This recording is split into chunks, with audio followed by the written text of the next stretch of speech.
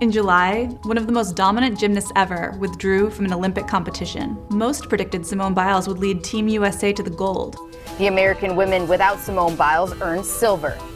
Furious debate ensued. Right now, the biggest quitter in sports is Simone Biles. She raised the white flag. The Simone Biles story to me is about making quitting not only acceptable, but heroic.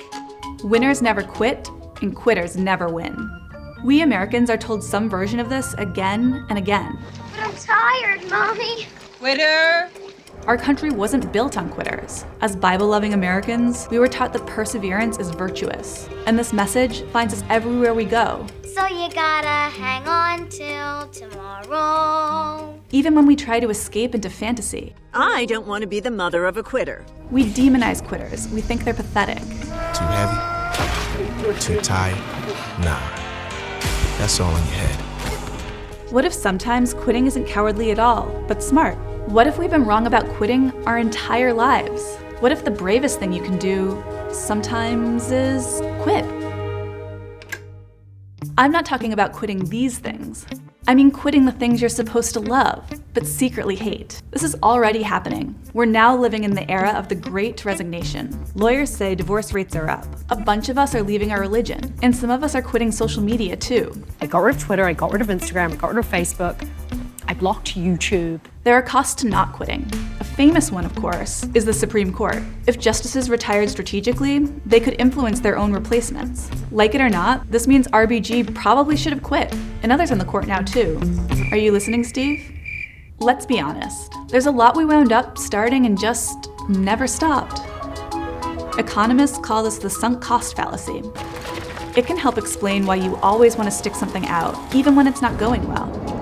It's the reason you keep dating someone who you no longer smile at, or stay up returning work emails with "so sorry for the delay" at the job you hate. You've come this far, how can you possibly stop now? This is a trap. That's because we overlook another economic concept, opportunity cost. It's the cost of opportunities you don't pursue because you're focused on what you're already doing.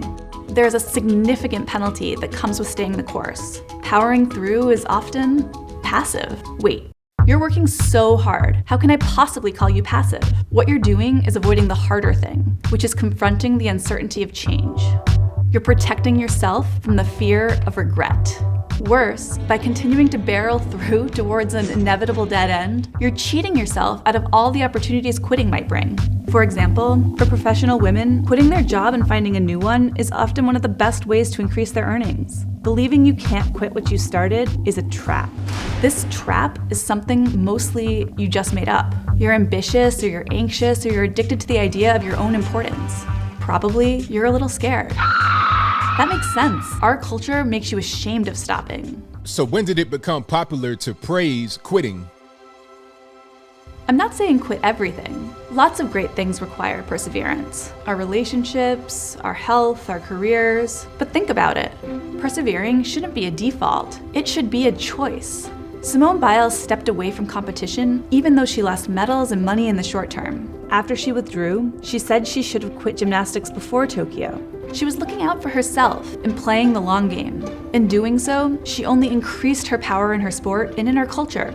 Simone Biles is launching the conversation mental health experts say is necessary because more people are suffering than we know. For one of the most decorated athletes in Olympic history, walking away ultimately increased her power because she invested in herself.